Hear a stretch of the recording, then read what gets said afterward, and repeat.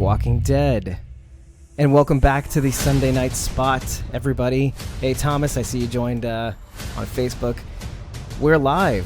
We're Talking Dead now. No, we're Squawking Dead. And we're joined by Meg the Geek and Rachel tonight. Couple bits of news. No, actually, we'll do that in a second. But what a crazy episode. There are tons of little bits that I'm picking up on in this episode that are so worthy of a breakdown. And we're going to be covering them very, very soon. In the meantime, we've got a couple bits of news that I kind of wanted to rake over. One of which is I've been getting some further details on Michonne's exit from TWD Season 10. I thought she was going to make it all the way through, but it looks like she might be exiting the show a little earlier than the end of the season. So that's one thing. What was the second thing I was going to bring up? I kind of don't remember now. But I think we're going to go through the episode now. Hi, guys. What's up? What'd you guys think of the show? Interesting, to say the least. Yeah. I did not think they were going to go as hard on the Commonwealth being the big bad. I am sorely mistaken. Mea culpa. You know what I mean? Rachel, is your equipment working? She looks frozen. I think so. Oh, there we go. Oh, hi. There you are. Oh, hi, Rachel. Sorry. You looked very intense for a long while. Sorry. I'm trying to get better at the interneting thing here. I wanted to see if I could see the Facebook chat while we were on here. I guess we will see. I guess we will see too, because your bandwidth is not sounding that great. Maybe I shouldn't do this. Maybe not. Yeah. Oh, maybe that's it. You know, it's probably the streams going in and out. Basically, you're trying to broadcast while you're trying to, stream the show. So it's taking up all your your Jews. You can't have good things. Right. Hopefully that should be better. Yeah, it is a little better actually. You want turn up your gain a little bit more too. By the way, you can go ahead and do that. Yeah, that's a lot better. I feel like I'm almost at the max. Wow. Okay, we should work on that. I feel like I'm failing her as a technician right now. Anyways, hey Cloud Henry. Seminar. Yeah, hey Cloud Henry. It's good to see you again, man. Or not, man. Sorry, I know you're a girl. Oh, Lucinda's on too on Instagram. Oh, Walani. It's really nice to see you guys. Oh, Johnny Five's alive. Come on, give it up for the man, the myth, the legend, editor. Golf clap. Golf clap. Yeah. Oh, Rachel Burt's on Facebook. Anyways. It was for a second. I'm there in spirit. If that counts. It counts. It counts. I mean, if you're here now on the show, that's great. That's even better. Because if I go in the chat, it'll be like Inception. So now Rachel's on Instagram. I think that's why you're freezing up right now. That's on my phone. Oh, that's on your phone. Okay. As long as you're not using Wi-Fi. I don't. Okay, enough funny business. So what what I usually like to do. Oh wait, so before we continue, check out the description for the YouTube and the Facebook streams. First of all, give us a like. You can comment if you want right now, but we're going full throttle. But yeah, and leave us a rating on iTunes or Google Podcasts or Stitcher. Actually, does have a rating system too. Just a little reminder before we go on, give us a like and all that stuff. But if you haven't checked it out now, give it a few seconds after the show and head over to CosmoMom09 on Instagram. Her charity for St. Jude's is still up. We have until August to raise $5,000 so that she can go full alpha. Yes. And if you need a handy dandy link, head to our YouTube or Facebook streams and you'll be able to click it right there. It's available right now for you to click. If you are watching on YouTube and Facebook, it's a lot easier because you can keep it on and just make your little donation and then come right back, and then you can still listen to us in the background. Rachel, just promise you're not going to put anybody's head on a pike. That's all I ask. Yeah. We'll see. I don't know. This, shaving of the head might change me. I don't know. Okay, so I'm going to avoid you in Atlanta. Let's just put it that way. I'll say hi to everyone else. I'll just, we'll set up bowel barricades. That word. Bowel blockades, by the way. It's bowel blockades. And make sure they tie tight, because look what happened. Right. Look what happens. look what happened. But then she'll just like duck and cover like under the bow blockade, you know, with her Tuck and little roll, whisper tuck and mask. roll. She'd be like, You just I got you, Meg. And blend in, just like Nick said, you know. You're just gonna get a blonde wig and a green dress. Yep. I'm not gonna Call me notice you. Deborah. It all ends in tears. Anyhow. All right. So as is tradition, I'm actually going to hand this off to Rachel. And besides the last part, that's the only provision that I give you. Besides the last part, pick anywhere in the episode to give us a starting point, and then we'll go on. If you want, you could even just tell me what you think right off the bat of the episode. Yeah, there was a lot of really good points in this episode. This is a really good episode. A lot of questions answered. We saw a lot of really, really good stuff. I think what I want to start with, though, is after what I said last week, and then we see Luciana and Dylan raising the radio tower. I for some reason, I thought I saw another kid in that clip for the trailer. Obviously, I was mistaken, but so that whole scene was very much different than how I thought it was going to play out. But on the flip side, he did. I mean, at that point, he was starting to trust us more, and you know, as we saw, he was about to, you know, let us know what was really going on. So, you know, the scene was different than I thought, but yeah. So we saw that happen tonight. Yeah, I mean, kind of sweet moment between them, actually. Yeah, I think so. And you called it last week too. Like, if it wasn't for you and me breaking down that trailer, which I almost thought was almost a fruitless effort, because there's only so much information. Proof fruitful though. Yeah, and to dovetail on that thought, when we realized, I turned out that I was right, that they were protecting children in the episode. Mm-hmm. And that's all because of the trailer, the breaking down of the trailer. That was it, like barely 2-minute trailer, I think it was, or something. Yeah, if that. Because so much happened in that 2 minutes. Yeah. And so, and it turns out that Max, Annie, and Dylan are protecting the other kids of the parents and children that were at the camp, I guess. Yeah. And it turns out they had a reason. Gave me a lot of questions though after I saw all those kids, and then they explained, you know, those were your parents. And then I thought, if our big bad is who killed all the parents, why not kill the kids? Did they assume they just wouldn't survive? Yeah, probably. Exactly. All right. Well, did anyone else scream? Like, when I first saw all the kids, my first thought was like Children of the Corn, so like Children of the Apocalypse. I was like, oh my God, what is happening? I was thinking Lost. Do you remember Lost? Like when they were in the woods and the torches kind of light up around them. Others. Because you didn't know what to expect. First 2 seasons of that one, so that might have been before my time. Yeah, or maybe after I stopped watching, rather. Yeah. I thought that was fairly kind of in the beginning, though, isn't it? Or I don't know. I don't even know if it was first season. It's been so long. Yeah, but and yeah, I mean, so look, we can be right about 2 things. Did you catch?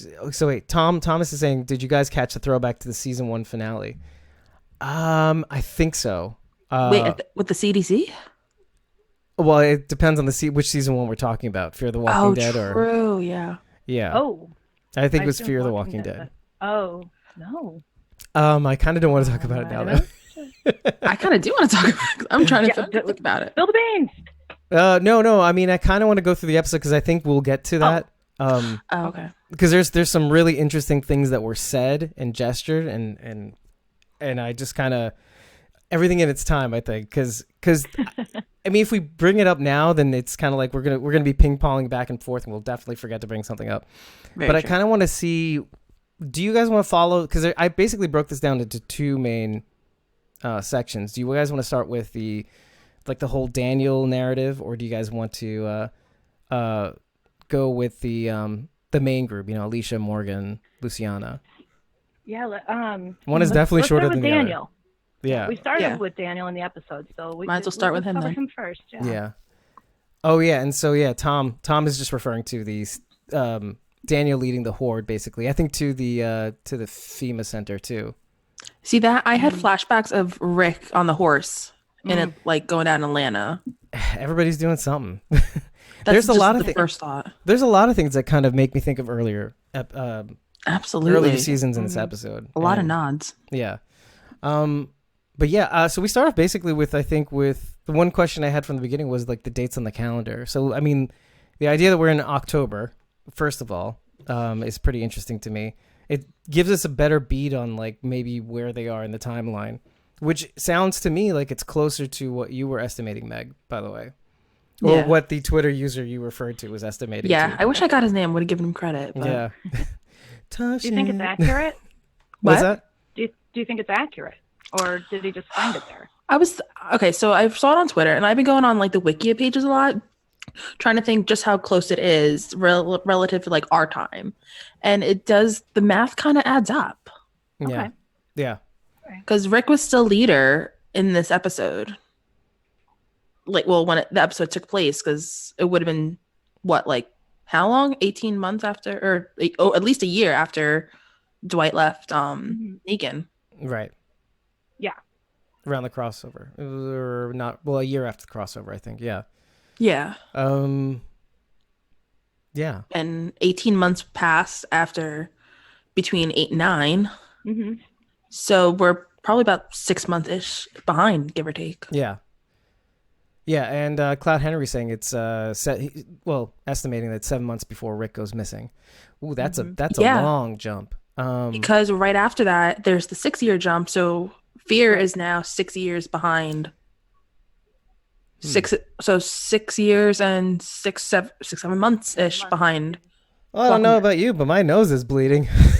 I suck at math, and I'm somehow figuring this out. So I don't know. That makes sense, though. Yeah. Makes sense. We're definitely behind the time jump. That's obvious. We're not absolutely. Yeah, we're not caught up. And yeah, I think it's safe to say this is well before Rick gets taken too. Well before, yeah, at least 6-7 months, I would say. I have a feeling the Fear finale is going to get up to the point where Rick leaves. Yeah, I think that's exactly where we're gonna end it with. Yeah, I think we're pretty close to when Rick leaves. Actually, yeah. I mean, if I had to take a guess, if not the finale, then mid, definitely. But I think it's too soon for mid. Yeah, so I don't think it's 7 months before Rick goes missing, but I do think it's like probably right up to the moment. I mean, if we're gonna bank on this timeline thing, you know, it's 7 hours before Rick goes missing, and 23 seconds. 7 days, let's say. Who cares? Let's just make things up. Like, oh yeah, 7 weeks. All right.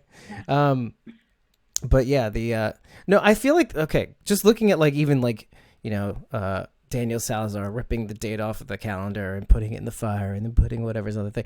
It feels like a love letter to Ruben Blades, by the way. He's just, his acting on this episode is just so grounded. Mm-hmm. I feel like where everybody else is over the top a little bit. I mean, because acting is like taking what we do normally, like even us on the podcast, and just shooting it up 10 levels. But like he has a way of playing it like so casual, but like in a way that kind of has the right punch. He just accentuates just enough to kind of get, you know, suck you into his world. And he did it in kind of a menacing way this week too. That I hated him, but I loved him at the same time. Yeah, yeah. Like the way he's kind of, I don't know what's the right word, kind of lording over Charlie a little bit. Luring, like leaning over and being like, "Hey, I'm Daniel Salazar. You will listen to me." Like puppet master, almost. Yeah, almost. Yeah. He assumes he knows because she's so young. He assumes, you know, she hasn't seen or done the things that she has, and I think she kind of puts him in his place. Like, oh, she did. Up around the block. But she does it. But she does it in a way that's kind of like, "Hey, I'm just showing you my cards. You know, this is just the way it's been for me. Mm-hmm. You know, if you want to jump on this the Charlie ride, you know, that sounds terrible. Can we rewind? Can we rewind podcast?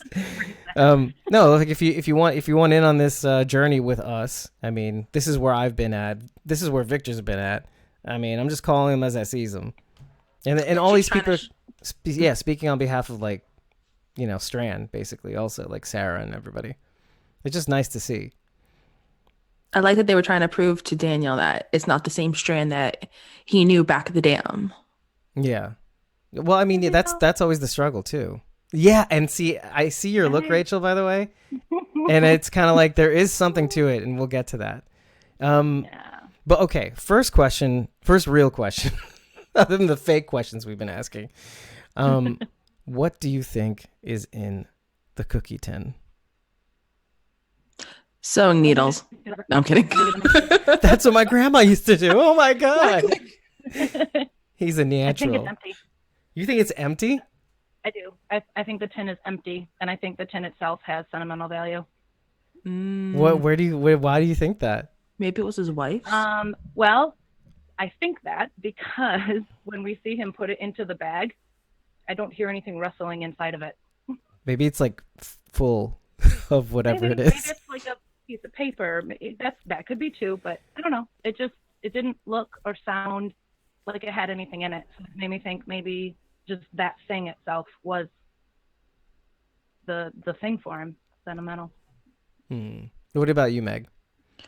I don't know, because like in the beginning of the episode, he was like, "Oh, let's add to the collection." And I didn't quite understand what he meant, so I wasn't sure if it was just like, "Oh, add kills to the collection," like, or maybe it was just something really soft that went in it. So he said it was like full. Let's add to the collection. He said that in the very, very, very beginning when he was arriving to the store closing with Skidmark. Right. I assumed he meant just like everything, the whole warehouse. Yeah, I couldn't figure out. I thought, yeah, exactly. That's what I was thinking. I was thinking also like that he was hitting up the trap sites, which kind of took him down too. True. Yeah.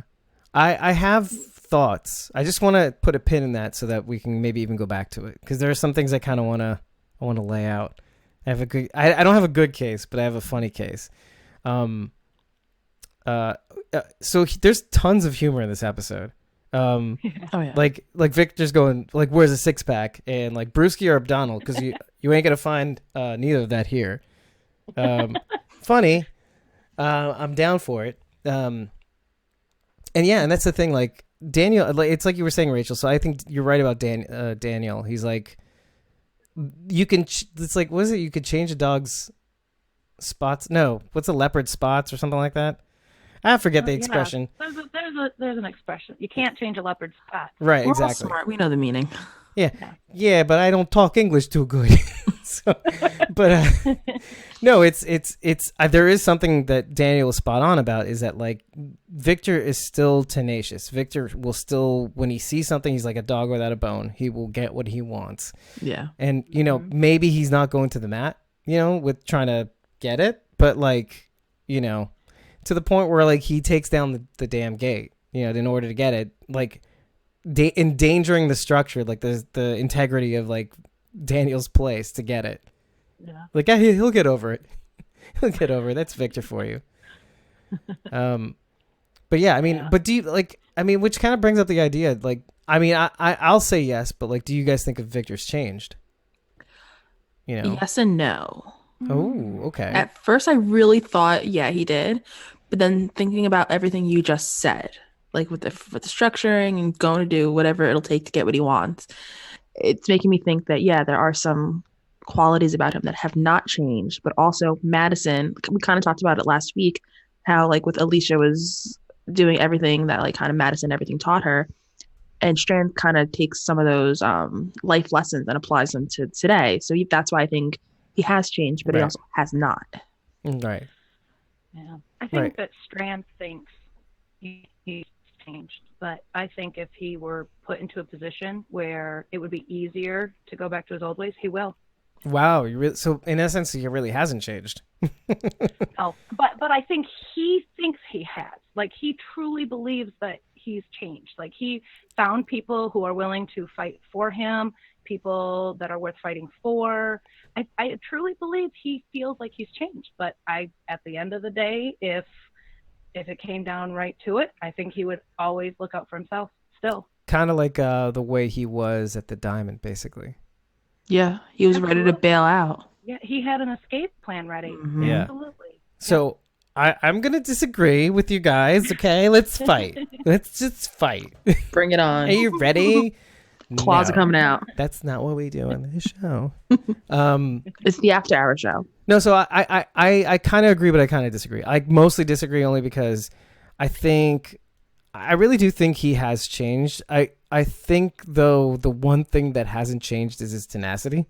And I think what really gets me about Victor sometimes is that, like, and I think Daniel kind of nails this, like, in a more harsh way. Like, I think Daniel's right in that when Victor tries to help people, he uses his Victor-esque methods, like conning and trying to do whatever it takes to kind of, outsmart the other person, but, not caring about the consequences of his actions. And you kind of see that in this episode, like a little bit.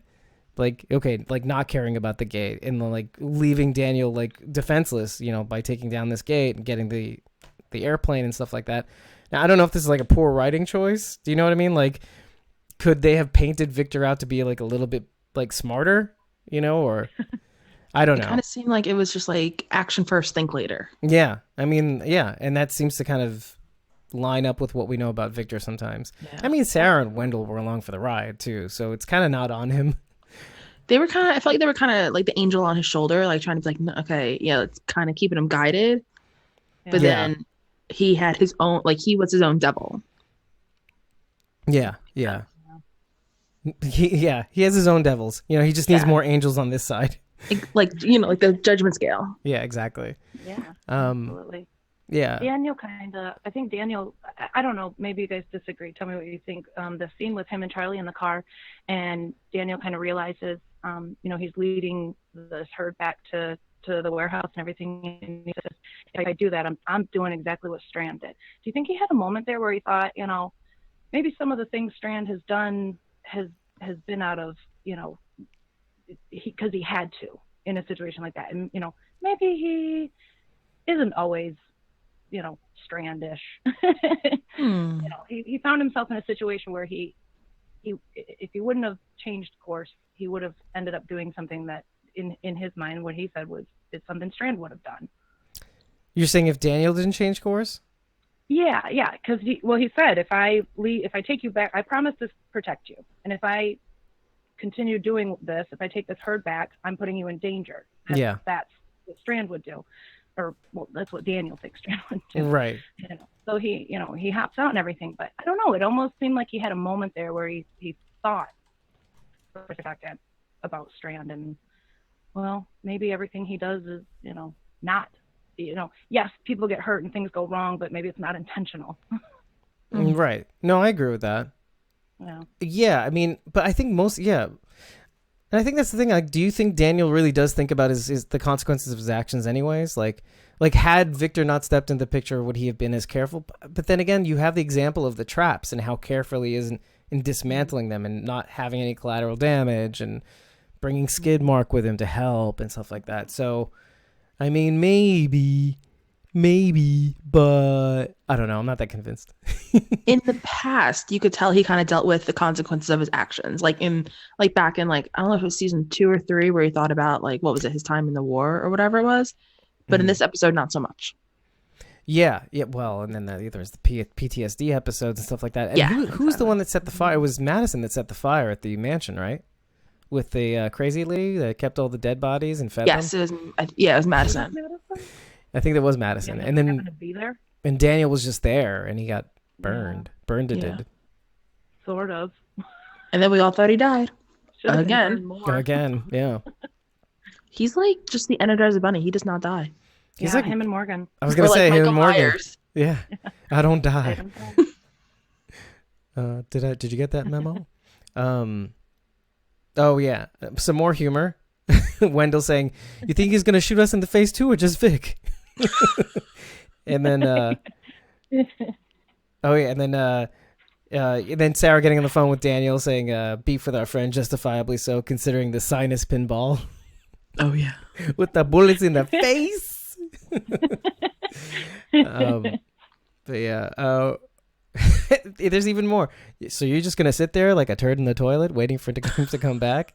I missed that one. Oh, yeah. Like Sarah's telling Victor basically, so you're just going to sit there waiting for him to come back, See, I love Sarah because Mo Collins has that comedic background with Mad TV.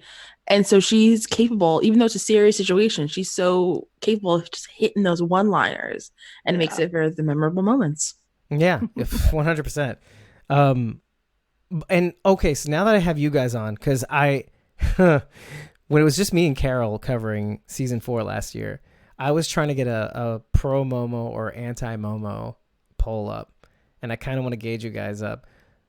because I don't think we've heard Sarah call Morgan Momo in a while. I think since season 4. So I kind of want to poll everybody.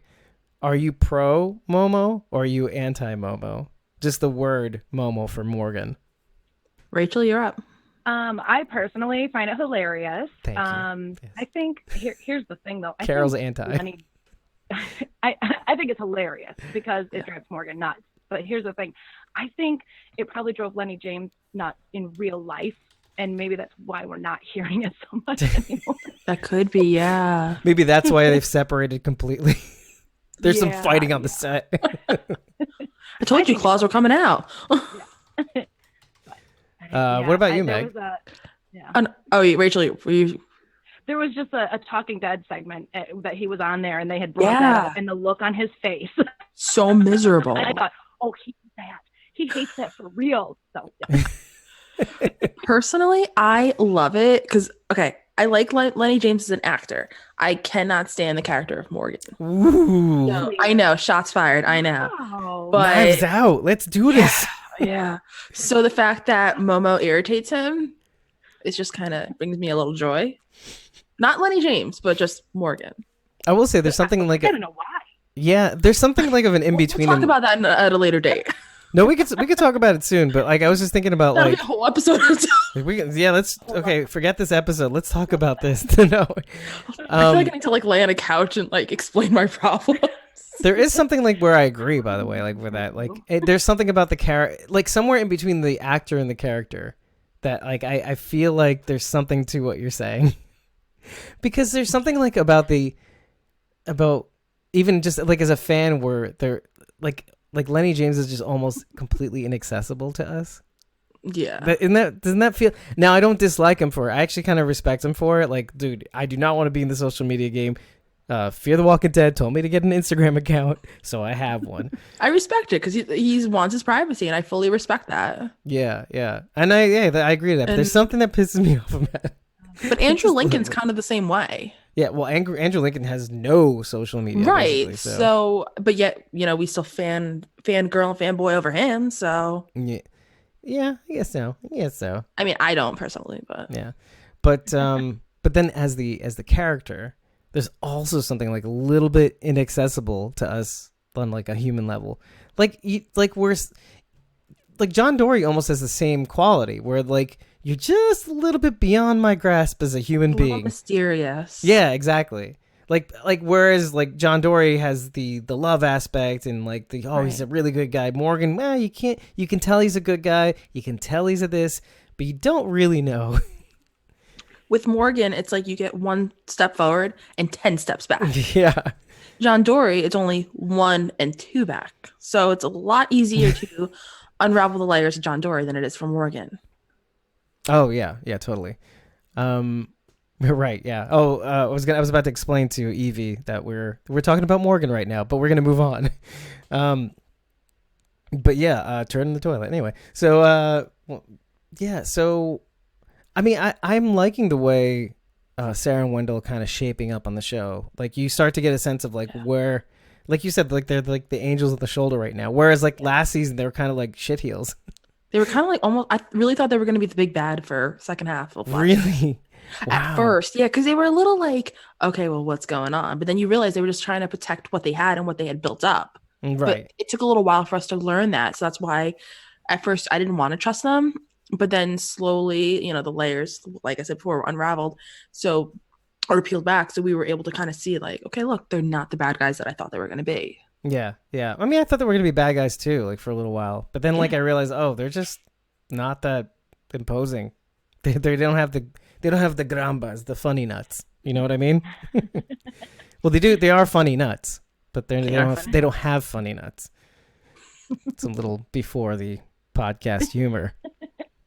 A little pre-show. Yeah, it's a Jessica Jones spinoff that's in the works. Actually, it's shitty superheroes basically. Coming out next year. Well, what do you think about Wendell and Sarah, Rach? Oh, I like them. I really like them a lot. I think they definitely bring a different feel to Fear the Walking Dead. Like we've said all along, how they really separate the two shows, and I think those two characters are what really help do that. They're funny, they're comedic, and that's what they do on there. And like Mike said, Mo's got that comedy background, and she delivers these hilarious lines with like seriousness, and it's funny and it's refreshing. And I gotta believe, if this were real, that there'd be people out there like that, to just kind of make light of a scary and dangerous situation.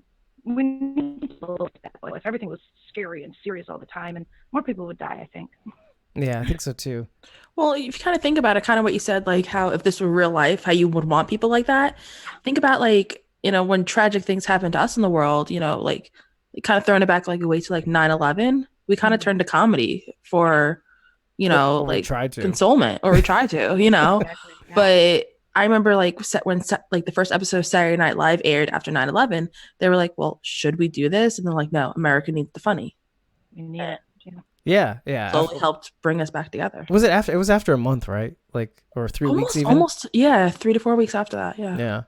Yeah, and that's right. Like, there's more than one way to master the apocalypse. That's all I think we're saying right now, is that, like, it's obvious. Like, even when I was looking at the kids and, like, how they were setting up the bowel blockades and whatnot, like, okay, there's that kind of mastery. And then at any moment, something can get you, right? But then there's, like, a different kind of mastery. Okay, well, you can get that stuff down. You can handle yourself in the apocalypse, but can you make funnies while doing it? That's, like, a different kind of mastery to me. That's, like, a next level sort of thing. It's like you can maintain a level of like of humanity and talent, also. Like, yeah. So I'm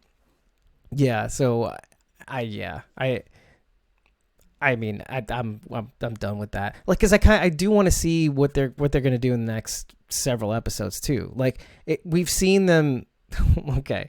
I feel like I want to bring this up right now because I kind of want to just do that and toss it away. But like how Wendell's been dying to pull the hammer, Althea's hammer down. I know. Oh my god. For the turrets. I felt so bad. Of course it didn't work. How did I not see that coming? Like, of course. That's like Charlie Brown thinking, okay, I'm going to be able to kick the football this time, and then doesn't happen. Yeah, nobody can. It's like nobody can do it except for I think it was only Althea, or was there anybody else that actually pulled that lever?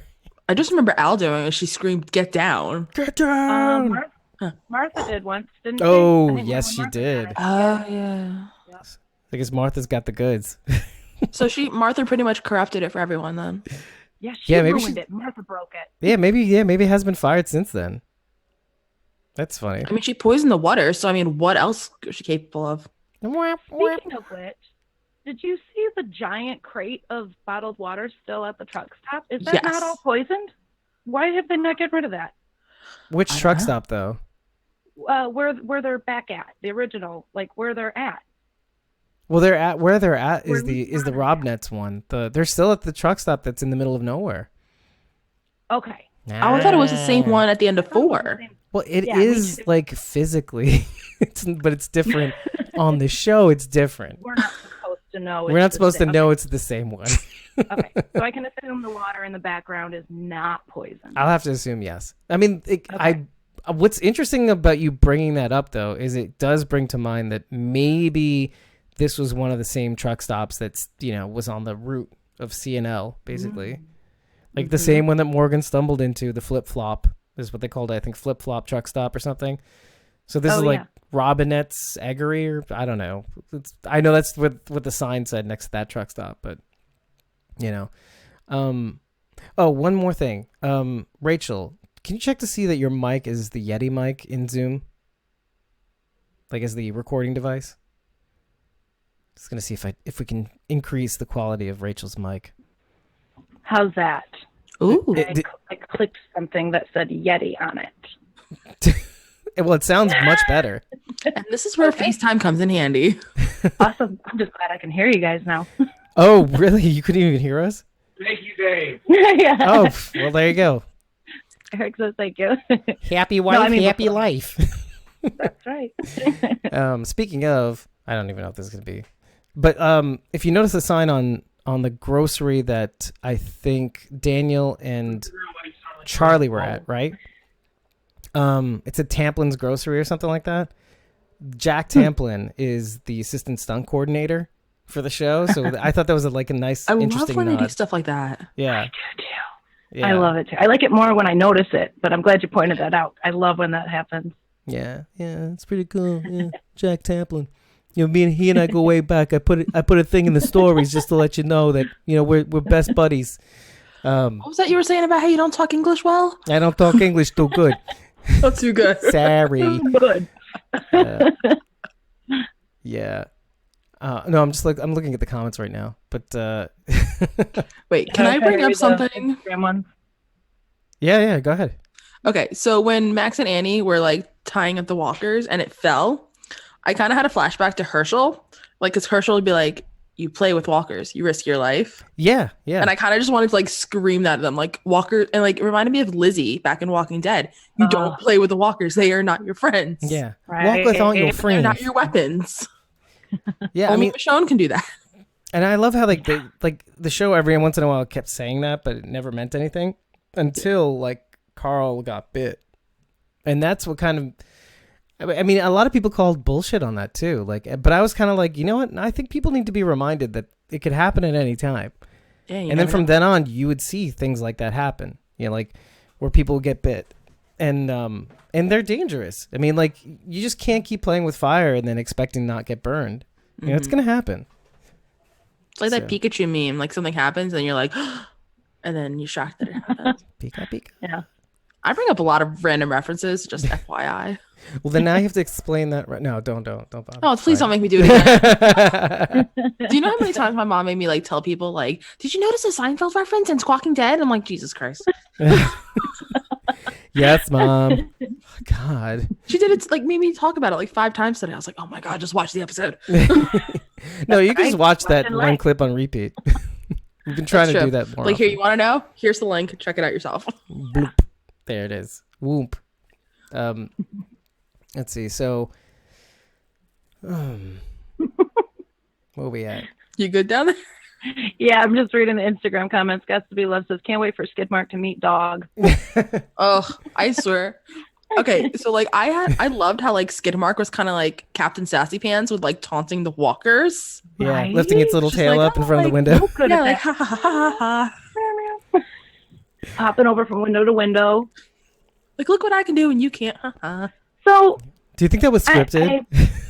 Yes and no. So maybe I missed something, or maybe I just don't know how guns work. But what trips the gun on the inside of the store? It's just something that they can set up that like it's like a sensor kind of. What set it go? What made it go off though? Actually, those walkers were in there moving around. I can tell you, like there was probably like a wire on the door so that when somebody pulls the door, the gun moves this way, and it's probably designed to pull like a trigger as it moves to the right, I guess. Yes, like as the doors open, that string gets pulled and that treats it as a trigger, so that's when it knows to go off. Right. So and the none walker. of those walkers tripped that wire till that moment. That does seem a little far fetched now that you mention it. Yeah. That is pretty accurate. Yeah. Okay, all right, just making sure. I mean, there's certain things in the world in the show we just kind of have to look over, like the fact that they can still drive cars. Right, like we haven't run out of gas in how many years? Yeah. Yeah. Exactly. Oh, and Walani's saying, I can't believe Daniel left Skidmark behind. Oh, that broke my heart. heart. Well, don't be, because I think we're going to go over something very interesting that I thought of, that I hadn't thought of until I watched it the third time. Okay. I feel like he was leaving him in good hands, though. Like, he kind of looked back, and he saw him up on the table, and Strand was petting him, and so he kind of, like, was like, okay, he'll be good. Oh, he's in good I can leave him hands. with these. Yeah. I just wanted to adopt Skidmark like by myself. Yeah. Right.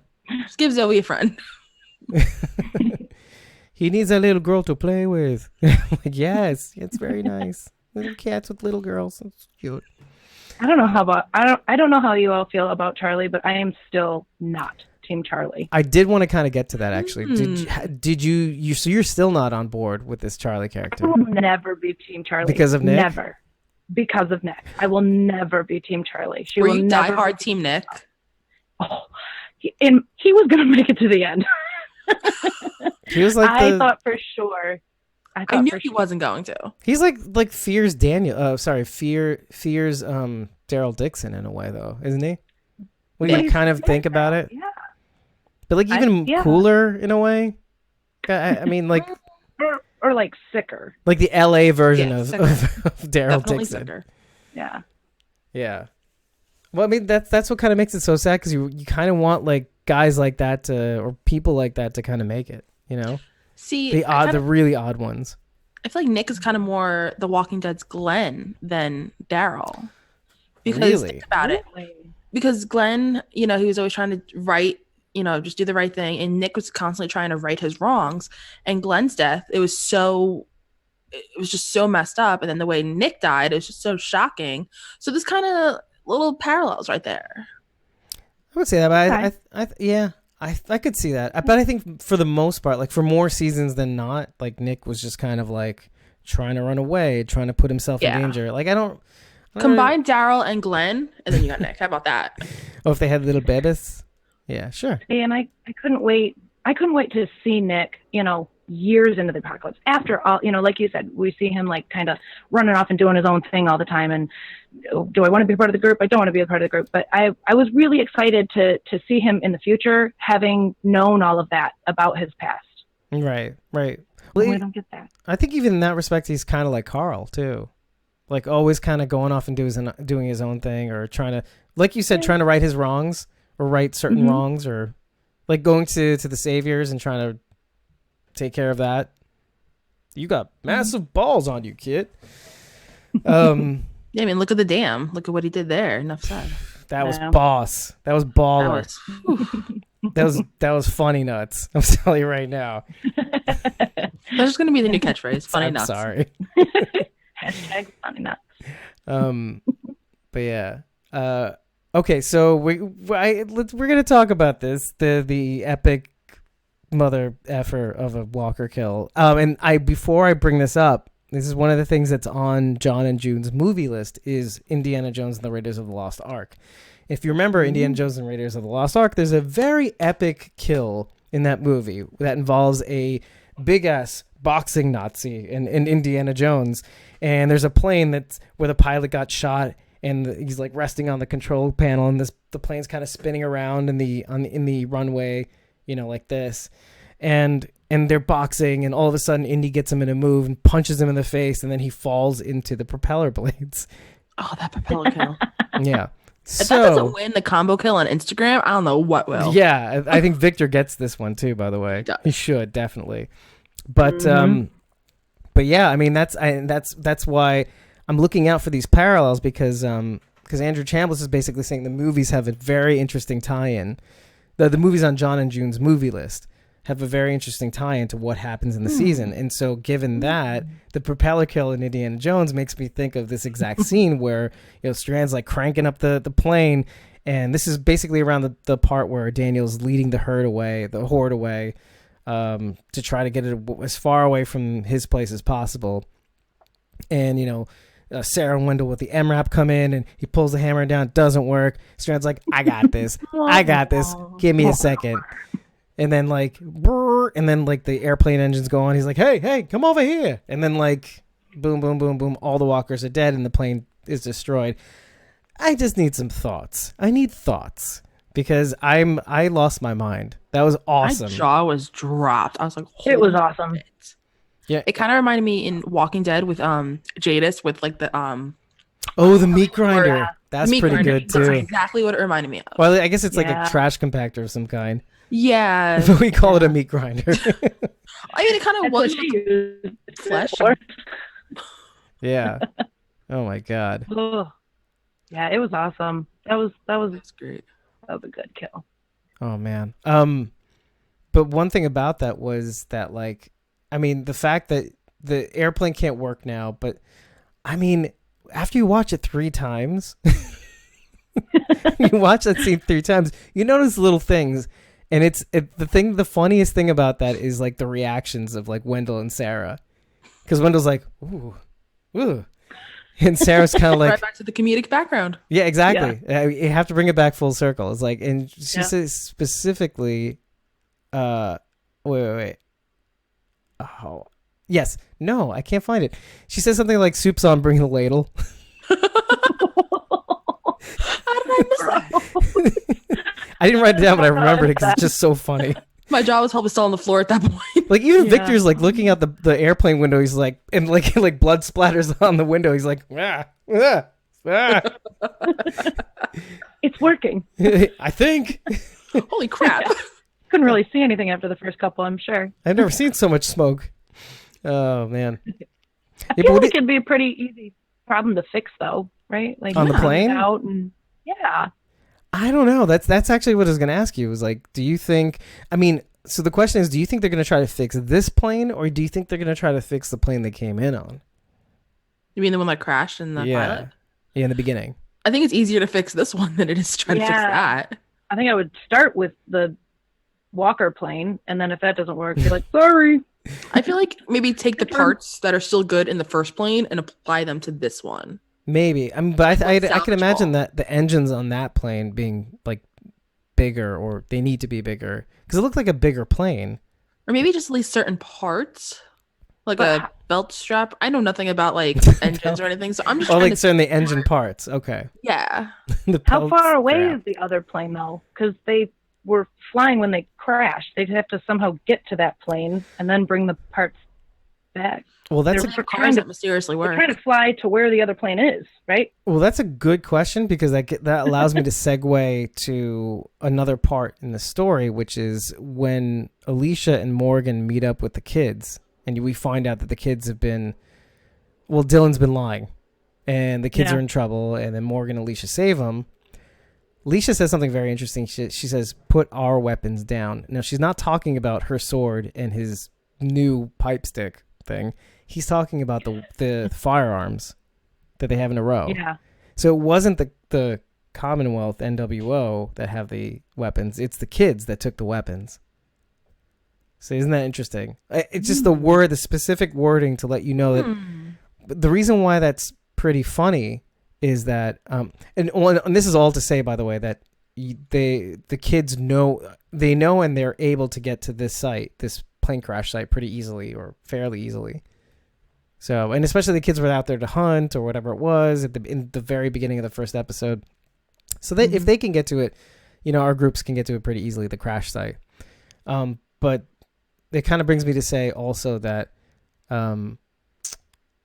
Alicia's saying that the kids taking the weapons, it kind of brings me to the point of what were the Commonwealth after? Like, you see them bringing 2 suitcases, though. That one dude, he was holding up like 2 suitcases.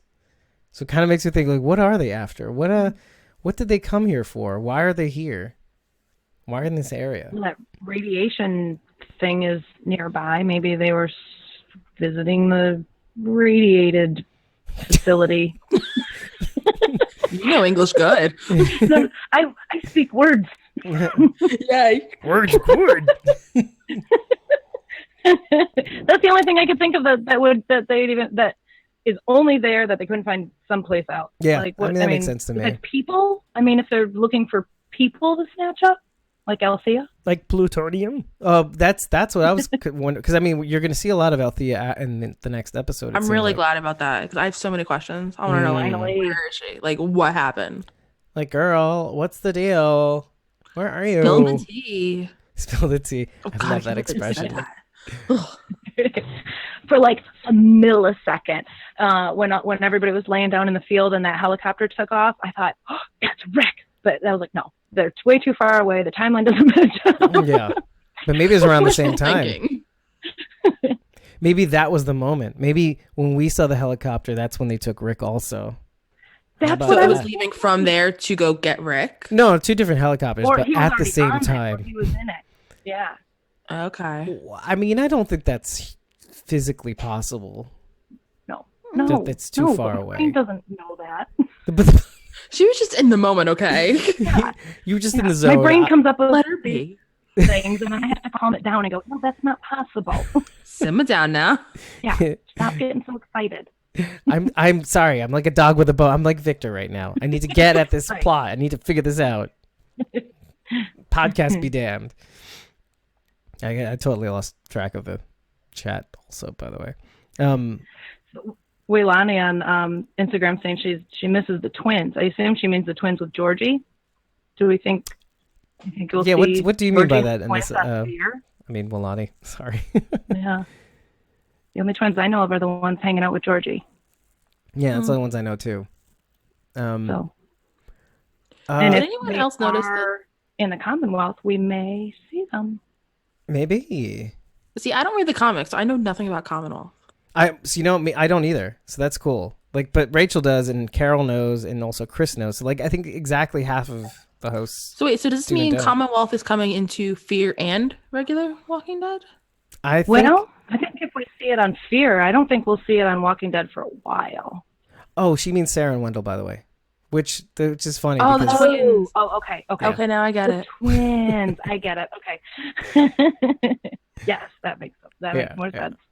I think that's like why I wanted to. I guess it's not really mea culpa or anything, but like we get a few things right, but then we get things wrong, like what the big bad is, and like I didn't count the kids as a big bad, but it really blew my mind when you find out they do the bowel blockades. Yeah. But what I did say was I didn't think we'd see so much of the Commonwealth, or I didn't think they were going to be the big bad. Did any of us say that? I don't even remember. But it turns out it may well be that that at least for the most part the Commonwealth is, or at least those soldiers, those mysterious soldiers. Who we think these people are from the Commonwealth. Yeah, no, I Further confirmed by the weaponry. The kids weren't. Yeah, right. The decapitator is what I'm calling that thing. This kind of contradicts everything I said last week about how Fear like doesn't follow any scripts. Or like any of the narrative. Well, Yeah. I mean, that's the thing. That's what's really getting me right now. It's like, oh, well, that sucks. Like, no, I mean, it's obviously really, really cool that they have some sort of thread, into, or like a main line into the Walking Dead universe. So, like, at least in the comics too, they're following something. They're following some sort of order or They map. have 3 episodes left before the mid-finale. We got to get at least some answers. I just hope they're not going to be kind of filler episodes until like episode 8. Well, next and one then seems we get pretty action packed. Yeah. Ooh, doggy. They got to be setting up for something big, for the fact that we've had like kind of big moments here and there, but we haven't had anything like really like huge happen. So they got to be setting up for something. Yeah, I mean, I thought this episode had some pretty. I'm not saying huge, but like, look, getting some more screen time with Daniel Salazar is always a huge bonus to me. But then like that helicopter at the end, and and seeing the soldiers, or at least the one soldier next to Annie and Max In the field, yeah. That was pretty big to me. That says a lot. And then seeing their weaponry in action, that was really wild. Yeah, that was The decapitator. It was like really cool. What was that movie? No Country for Old Men, with like the cow thing. Right. Which they used that in the beginning of Fear too. The nail gun? What is it? I guess it's a nail gun. No, it wasn't. It was Like just a pressure gun. There was like a needle at the end of it. No, Isn't there? I thought it was just like an air pressure thing. You put it on and it just. Oh, I don't know. I don't know. Or maybe there's a bullet. I thought there was like I thought it was like a nail in it or something, and they're using Can CO2. somebody in the chat tell us, please? Because we can't look it up right now. Yeah, we're not going to. No. But yeah, if you can, like, if you do know what we were talking about, the weapon from No Country for Old Men. That's just kind of what it reminded me of, like with the decapitator. The decapitator looked like. Kill. Do you know when you go apple picking? and you have the option of getting, but nobody does this. But you have the option of getting one of those baskets on the end of these long sticks to kind of scoop up the apples. That's what it looked like to me. It was like, instead of apples, it's heads. Like, we're gonna go head collecting today. Yep, Walker head collecting. Hey, maybe that was what was it? Daniel meant add to the collection. It'd be really messed up. But... Going governor on us, huh? Which, by the way, made me think of this the fact that the kids are doing the bowel blockades, but they're also doing the heads and trees. It doesn't make you think like okay, they went really hard on this idea right here. Yeah, they kind of took it and ran with it. It's pretty sick. Makes me think, how'd they get them up there? Yeah. Well, kids They climbed a tree. Kids climb trees, they still do that. Look, they have no iPhones or anything, so they got to go back to old school. Yeah, exactly. Climb some trees, you little shits. Dylan didn't know what toys were, so I guess trees are all they have. Yeah. Oh man, there's so many thoughts about being a teenager. Anyway, so go climb a tree. Yeah, I did. Next week, I'm going to be at Walker Stalker, and I am so tempted to just ask Jenna Elfman everything. but I know I can't. Oh, rude. I know. Which kind of makes me think like, okay, well, I was going to talk about Walker Stalker for a second too. I forgot. I just totally. Oh, sorry, I jumped the gun there. No, I don't remember what I was going to talk about though at all. Yeah. I'm just so excited for it. So I'm like, I had to say it. I mean, it's more than just Walker Stalker now. Like, there's a whole bunch of other people because they combine fandoms, right? Yeah. Yeah. So but it's like, fancest, yeah. A lot of the guest list is Walking Dead, though. Is it though? Okay. Yeah, it seemed maybe like 55-45 ratio. Kind of makes me want to go. Actually, you should come. There's still, I think, up until like midnight PST. I think tickets are like buy one get one. Just tonight? Yeah. Okay. I thought that was for Atlanta. No, right now tickets are still on sale for Jersey. So, but if you buy them after today, they just won't be BOGO. It probably will. Yeah, they'll do it. They did it yesterday too. I just got my badges in yesterday, so I'm just like, I'm all excited for it. They had like a 3-for-1 like a week or two ago. Yeah, this is really funny. But it's all for like general admission. Yeah, exactly. Which I remember last year, some guy was like, "Oh, this is the peasant line," because they were getting pissed off that I was skipping the line to see Ross. And they were like so far back, and I was just like, I spent the money. I'm getting what I paid for. Don't hate. Buy one, get 3 free. Is that you? Yeah. Yeah. I spent the money. I'm good getting luck, it. poor person. You don't love The Walking Dead enough. That's what it is with you. You want everything. It's the entitled generation. I paid my hard-earned or spent my hard-earned money on this. So yeah, pull yourself up from your bootstraps. Oh my God. Oh, the Walking Dead Republicans. A lot of people are up in arms because Chandler just had to back out. Oh, did he really? Shit. Yeah, due to filming commitments. Oh wait, we gotta get the Instagram stream back up. We lost it. This is the only thing we're gonna lose from here on in, by the way. I think. I hope not. I hope that's the only thing we lose. And meanwhile, it's easy. It's as easy as 1, 2, 3. When did 3 turn into multiple syllables? Or 5, 6, 7, 8, 9, 10. We're back. 5. Let's see. Oh, there we go. Now we're back. We've hit the hour mark, folks, and we're back on Instagram. Hey, Cloud Henry, I love you. Thank you for coming back. By the way, check her account out too. By the way, like her account came out at just the right time, where like we're just really sad for Carol and losing Henry and everything. Like I think most of us by the end of the show, or yeah, I'll say most of us, like a majority of us, like really came around to Henry. There were some people who really didn't like him at the end of the series, at the end of the season. And like right at the end, you're like, he did not deserve to go out like that. And then along comes Clout Henry and creates this account like just centered around the character. And they're really good, like in some respects, adorable edits, by the way. So you should just definitely check it out. Clout_Henry. I have a love-hate relationship with Henry. Like he didn't deserve to go out like that, but part of me still kind of blames him just a hair. And Lydia. Just a tiny hair, though. Oh, yeah. But I think that's good. I think that's really good. It's kind of like Carl. I had a love-hate relationship with him, too. Yeah, yeah. Kids in the Apocalypse, right? But it's just because with Henry, it wasn't just like one person. It was like, what, 10 people? Like on Pikes? What? Sorry, on Pikes? Yeah, don't do the math of how many people. But yeah, it was a lot. It was just 10. multiple people. Yeah, yeah. And... like I love how somebody said like something really funny recently, like how it must have been really funny when Alpha put what's her name's glasses back on, Addie's glasses back on. That was such a messed up move. Oh man, that was like the cherry on like the fuck you cake. Like yeah, exactly. By the way, special hello to Zainab. By the way, I speak Arabic too, so it's ahlan wa sahlan. So how are you? Hello. Really cool fan, by the way. Like reposts a whole bunch of shit that I love. And I can't like it enough because I'm like almost never on Twitter or stuff. So awesome account. Like you can see her in the chat too if you go back. It's a very long name in in Instagram. Zainab, TWD, SPN, FTWD, Carol. Oh my gosh. But ... Anyway. Sorry, I'm getting distracted. I see my dog in the background doing like headstands. And you do too, audience. Oh, Dorie. Well, she's tired, isn't she? She runs around camp all day. She gets like we're in the car for less than 30 seconds. She's like passed out. So yeah. Oh, My baby. Okay, so question of the day.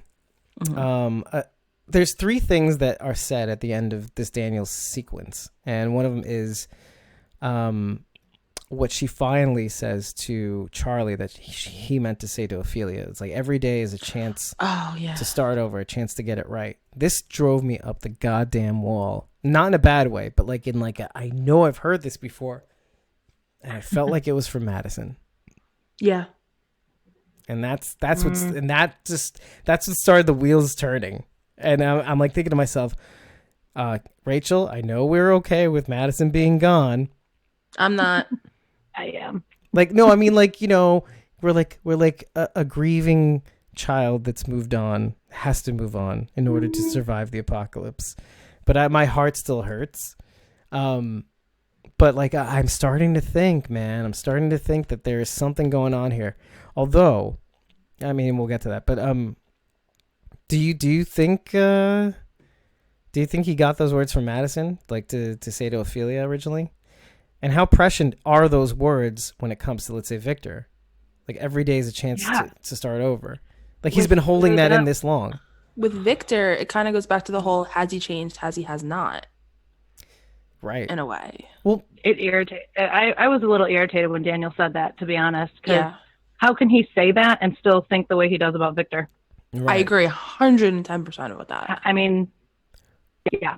Oh, I get it now. I was screaming at Daniel, like, dude, like, I get it. I understand. But stop. Move on. So he said that, and I went, really? Really? Yeah. No, there's a tie-in here, though. Just like the kids. Okay, so it's a repeating theme.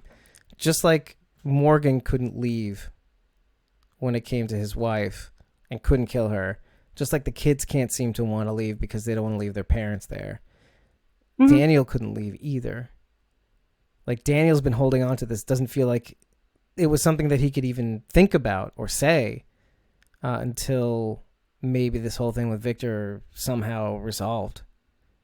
No. Like, I don't think he has been meaning to say this at all until Victor came into the picture and then just stirred it all up again. Like he didn't believe it. That's all I'm saying. Okay. And this is like the first time he could even think that maybe this was something that he could say again. Interesting though. Like these repeating themes. Charlie. What's that? And he says it to Charlie, like she can be redeemed. Kind of made me go back He's such an asshole. But when he said it to Charlie, it kind of made me think about how like Charlie was trying to redeem herself after all the shit went down last year. Yeah. Good luck with that, Charlie. Okay, I know you're not Team Charlie, but you know, throw me a bone here. I know we talked about dog without a bone, but throw me that damn bone, please. Yeah, I'm on with you. I'm actually. There's something about what happened last year in the Close Your Eyes episode, which is probably, in my opinion, the best episode of Fear the Walking Dead ever. Wait, remind me, which one was that? Close Your Eyes was the bottle episode with Alicia and Charlie. Oh yeah, that was just visually, narratively, just a powerhouse.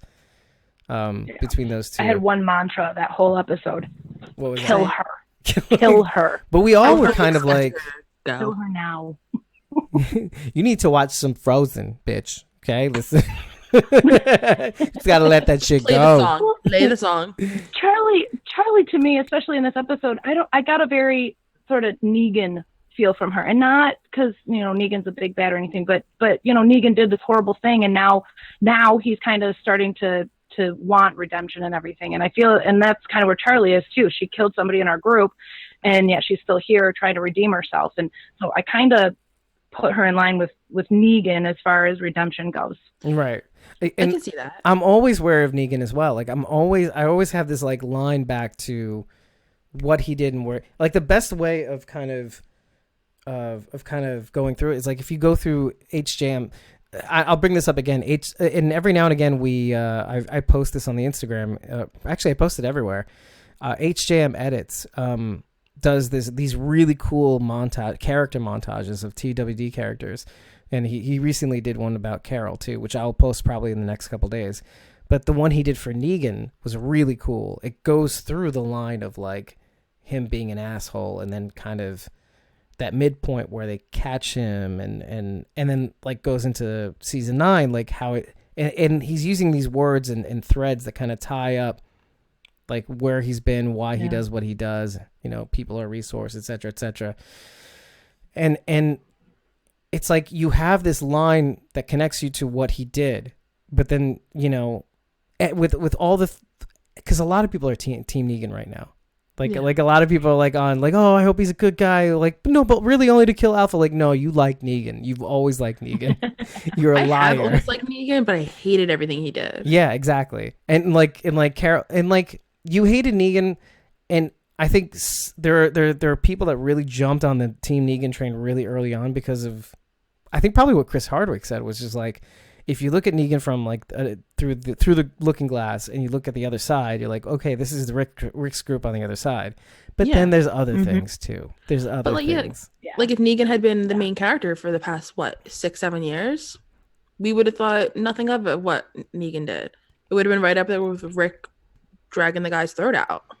Right. I don't know. Negan, I feel like, makes more of a spectacle out of what he does, whereas our group does it out of necessity. You know, we sneak in at night into the satellite station and slit their throats while they're sleeping. Yeah. We don't draw them out into the daylight and kill them in front of everybody.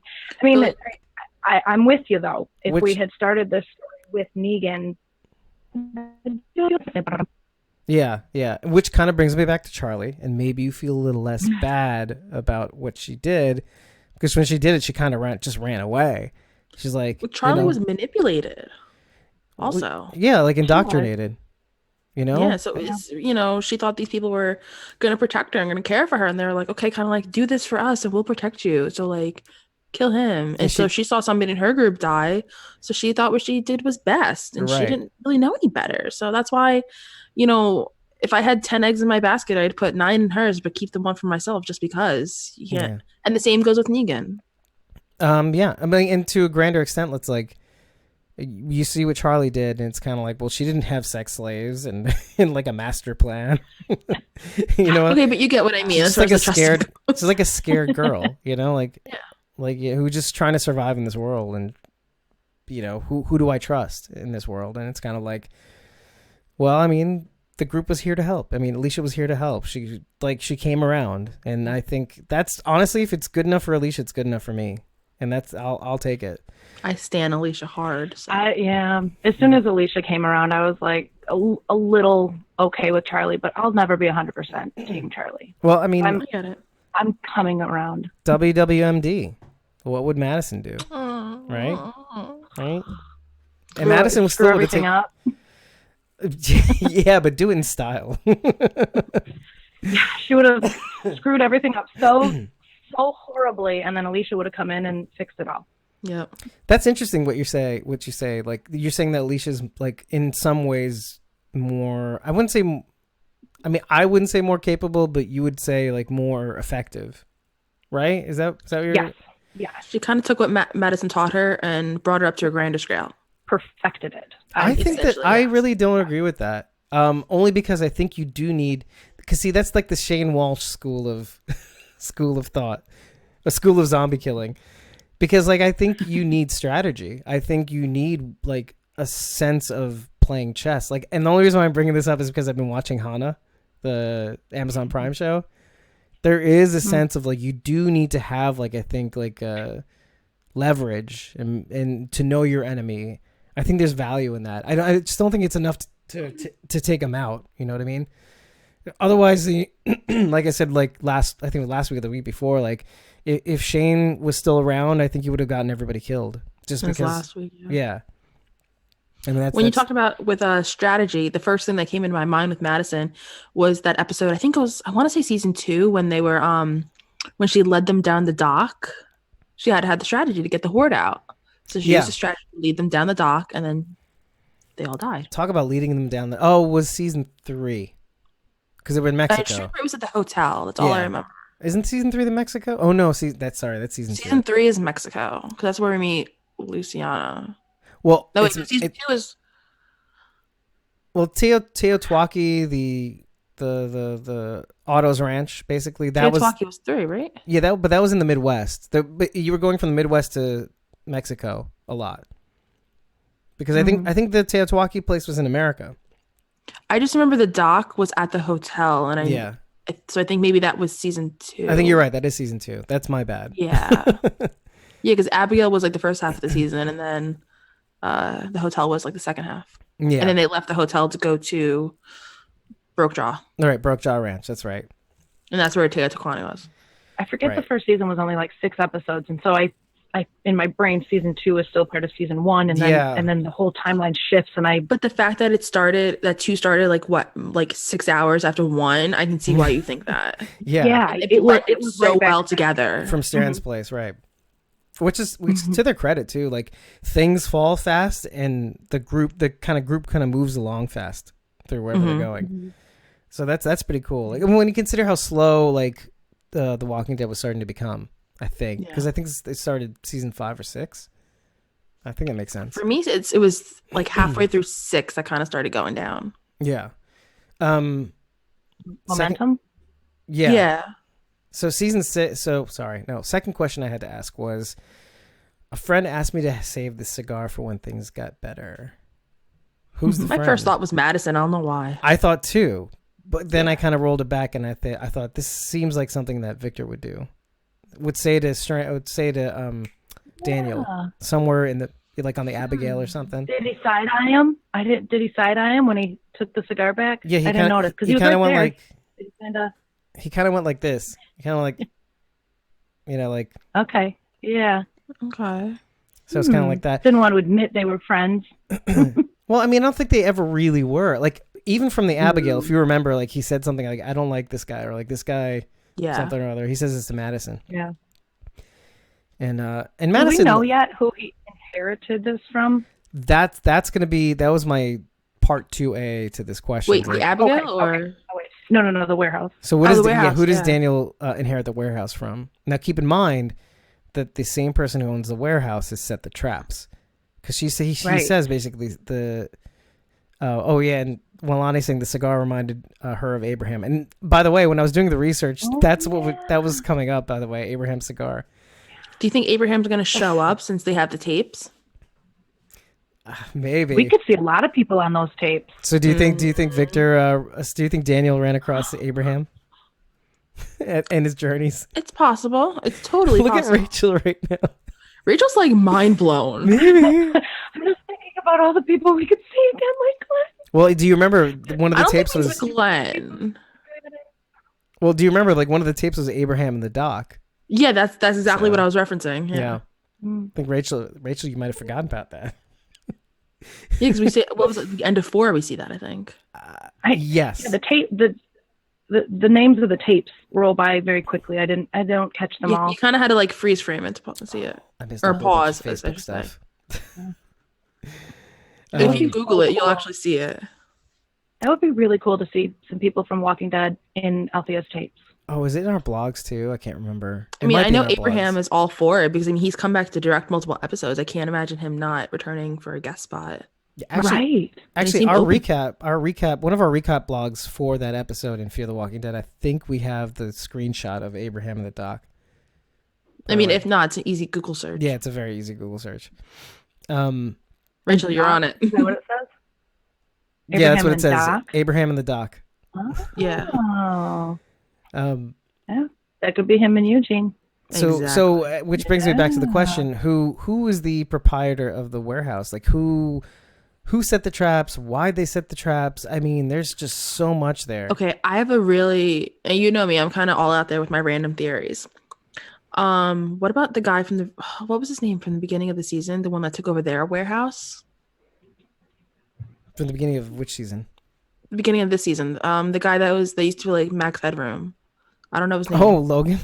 Yeah, Logan. You think Logan set the traps? That's exactly who I was thinking too. It could be Logan's warehouse. Yeah.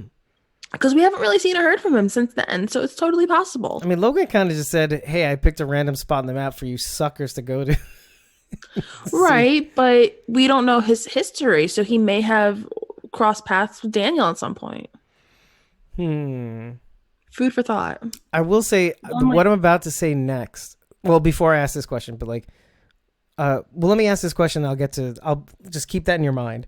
Another question is, will we see Daniel again? Of course. Whoa. Don't be too sure. No question. Yeah, sure. I agree with you. Okay, so I kind of hope not, but I know we will. What? Ooh. Hope not. What do you Why? mean, hope not? Ruben Blades is a powerhouse. He's the man of the century. I think Ruben does the role. He's wonderful at his role. Okay, I wholeheartedly agree with that. Christ, shut up, I feel dudes. like they just keep bringing him back. It's like, okay, we're running out of ideas. Let's just bring Ruben back. Running out of ideas. Let's bring Ruben back. I have to admit that was a good idea. Every time. Oh, which by the way, it's clearly working. Which by the way, that reminds me, we were supposed to know that they were planning on bringing Ruben Blades back from like May 2018.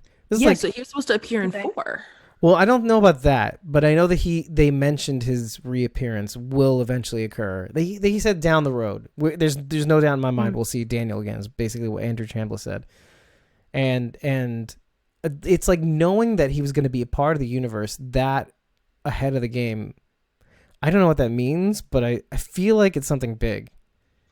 Well, it kind of goes right back to what we talked about last week, how they're not exactly that good with surprises, like with announcing Dwight coming back, or Dwight coming, I should say. So the fact that it's like we're going to see Daniel again, like, you know, it kind of ruined the surprise that he was going to show up in this season. Yeah, that was kind of stupid.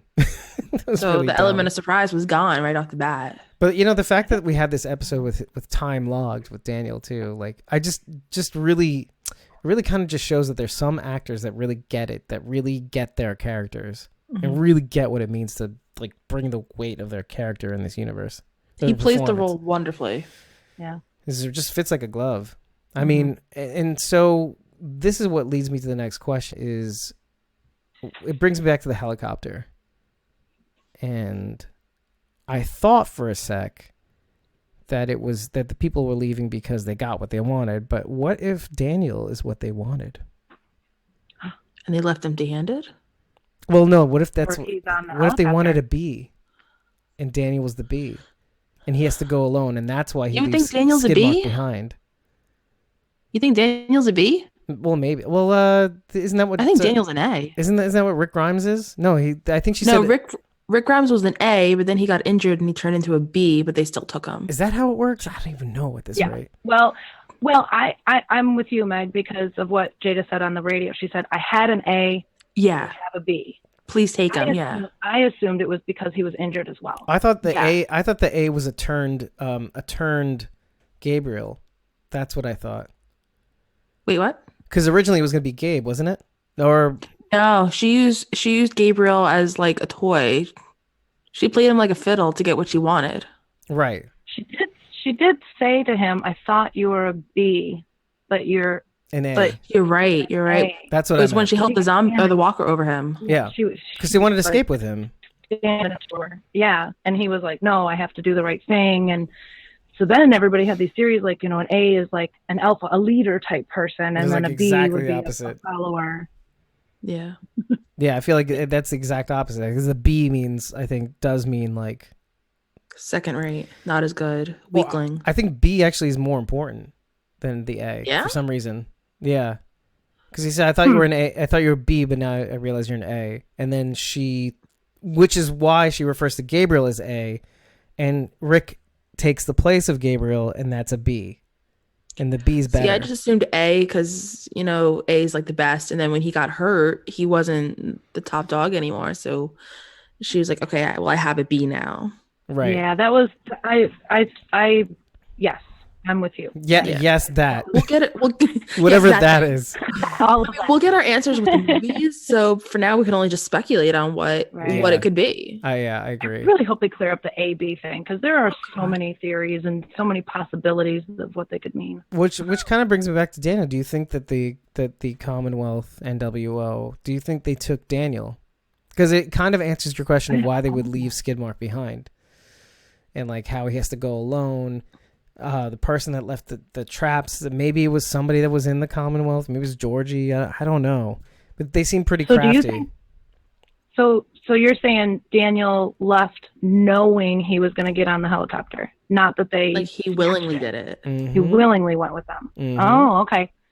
See, and Okay. I think we might see him again. When our group is about to get killed, and then he's going to swoop in and save everyone. Well, it's I feel Carol. like that would be so corny to happen, though. It would be typical to happen. It would, or which not is at why I all. hope they don't take that route, because I don't want typical. Yeah, I mean, it would. Well, I want our group to get saved if it comes to that. I mean, if it comes to that, obviously, yeah. But I really hope that they take a different route with it and do something a little out of the ordinary for them. Predictable. Yeah, they're getting a little predictable. Yeah. Well, I don't know. Like Yes and no. We'll put it that way. Let's just put it this way: the fact that we have so many questions after the last few episodes says a lot. I mean, the fact that we can't really tell where things are going. I mean, that last episode where we find that the kids did the blah blockade. Like, I had a feeling, but like I was like, how does that make sense? And then we find out they did it, but then you don't really know what to think about them. You know? Yeah. It was built up in such a way that whatever this big bad was is going to be really scary. However, I have an alternative for this helicopter thing. What if the person who set the traps, the person that bequeaths the warehouse to the person that he's going to see is Sherry?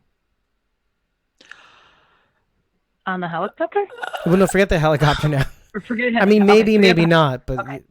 Okay. What if it's Sherry? What if he's here to see her? She was the one who left the traps behind. I need a moment. And then there's Madison too. There's still the Stop. Madison thing. I refuse to believe that Madison's dead. Okay, so I will go on a Madison train right now. I don't think. Okay, here's my thought on the Sherry thing. I don't think Daniel's going to meet with Sherry because, okay, I know a little. Okay, if What do you know? I know a little bit about Sherry's personality when we see her again. If the comic book holds true for the show, I don't think Sherry's going to be someone that Daniel would align himself with. Okay. If it's true. if they have the same Sherry from the books on the show, she could be a totally different character. Does the Dwight in the comic book seem like the Dwight that we see now too? Though that's a good question. Are they still kind of in sync? I would say for the most part, the biggest difference I see in TV Dwight and comic Dwight is comic book Dwight is far more vocal. He speaks out a lot more than TV Dwight. He seems like a soapbox kind of, like from the few frames that I've seen. He's like, he gets on a soapbox a lot. Yeah. I mean, doesn't he lead like some sort of revolt? Tries to. Yeah. This Dwight does not seem like the type. No. He just seems like a right hand man type guy. Or even not Never even the leader. Not even that, just kind of like a loner. Like not even just sets himself apart. So Daryl. That's right. Yeah. Yeah, which I often refer to Dwight as kind of like negative Daryl. Or technically Daryl is negative Dwight. They kind of like two peas in a pod almost. I mean, one is real and one isn't. Let's just put it that way. Can we rewind a bit and go back to the whole Madison theory? Yeah. I thought initially, before the new showrunners took over, they said they were going to set it up for Madison to become the ultimate, like the villain at the end. Who said that? We said that in interviews. What? I read before the new showrunners took over, they were gonna before they decided to write Madison off, they were gonna make Madison the bad guy at the end. So we can see her die all over again? Okay, don't go there. We're gonna have some fighting words. Wow, we feel very different things about Madison right now. Yes. But no, so it's totally possible that we might see her in the helicopter. I mean, she's done with Deadwood, whatever it is now. Yeah. And even though she's filming something else, there's still chances. There were no dumpsters for her to roll under. She's got to be done. I'm starting to think that there may be something there. We didn't see a body. I'm not even on that train. I'm kind of just like on. There is a way in right now as a result of this. Well, we never saw the body technically, so yes, there's always a way back. Well, by the way, brings me back to the cookie tin. There's part of me that thinks that it has something to do with Ophelia's ashes, but it also makes me think that there's some sort of connection to. I don't know, like he's either burying her ashes or something like that, or. Well, because ashes don't rattle. Yeah, True. that's true. They'll do like a little swishy. Kind of goes swish. what Rachel said, you know. Yeah. Mhm. Yeah. But there's things that are said like the cigar thing and like like my what did he say? He says, I think I actually literally write it down. It's like, friend asked me to save the cigar, blah blah blah. I don't know. And the chance to do it over the chance to get it right, that thing really bugged me. That messed me up. Don't say that. No, it didn't mess me. No, it's just because. Not you. Oh, It's like, I was Daniel, going to defend don't say myself. But damn it. But anyway, okay. So, and if you're wondering where John and June are, and Dwight, they're basically they're trying to find Sherry at the moment. So that's why you didn't see them in this episode, which is interesting because it kind of brings me to the helicopter, which seems like also like the next episode kind of picks up where. Right after Al got kidnapped. Yeah, well, Al got kidnapped, but there does seem to be like a thread with where you see the other soldier, where Max and Annie are. Do you know what I mean? Like it seems that there's a scene there that overlaps with that scene.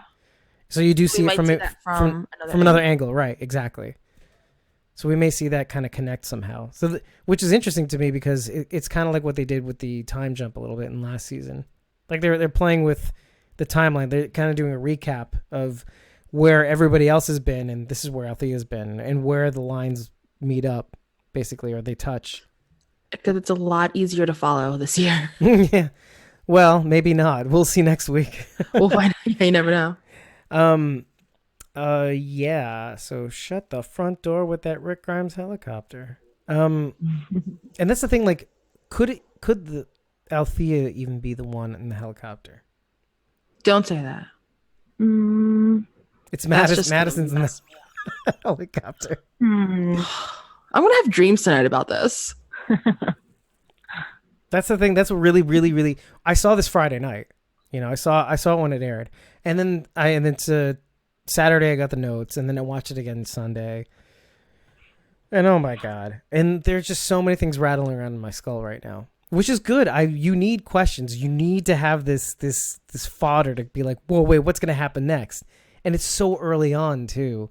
So you have the rest of the season to answer all these questions. And then just like Lost, which we brought up before, they can bring up more questions along the way. And just basically give you the middle finger throughout the whole season. And hopefully we get a better answer than we did on Lost. Well, I think because what's funny is like J.J. Abrams gave a TED Talk during Lost, like bringing up the mystery box. Like his whole ethos of filmmaking and everything like that is based on the mystery box. You know, everything's about the mystery box, and sometimes you can only answer so much, but until you lift up the lid, you're just never gonna know what's in it. It's like Schrodinger's cat almost. Yeah, exactly. So it is exactly what you think it might be, until you really know. Yeah. And then you get mind fucked. Yeah, and so, but that was like finding like ad infinitum. Like that's what Lost was. Yeah. It was an exercise of the mystery box. Just keep going down this hole and keep going. Come along with me. You're just compelled to because you want to know what's in that box. But I'm going to keep throwing questions in your way until you give up, essentially. So. Next thing you know, it's 3 a.m. and you're in a random forum. Exactly. Like, what the fuck is happening, man? Exactly. Who was that smoke monster? That's what it is. Yeah, exactly. Hole. Was that Adams? Adams in Deadwood? He's the smoke monster? Anyway, sorry, I'm watching Deadwood. But this is a good exercise of the mystery box where like you answer maybe one question, but then you open up 4 more. And then you move forward, and then you answer this. Right back. Yeah, then you answer 3 questions, and then you answer the one question that was in the beginning, and then they answer a question that you didn't think to ask in the second episode. But that's like good. That. Watch it. That's great narrative. I love that. That's the Lost School of filmmaking by Robert Orsi and J.J. Abrams. That whole team. Which, by the way, they're doing Star Wars, I guess. The last Star Wars installment. Fingers crossed. Okay, so here's some exciting things. I think we're pretty much done. I mean, like I wanted to talk about the Little Prince narrative a little bit because it does say a lot about the group and what what they're faced with.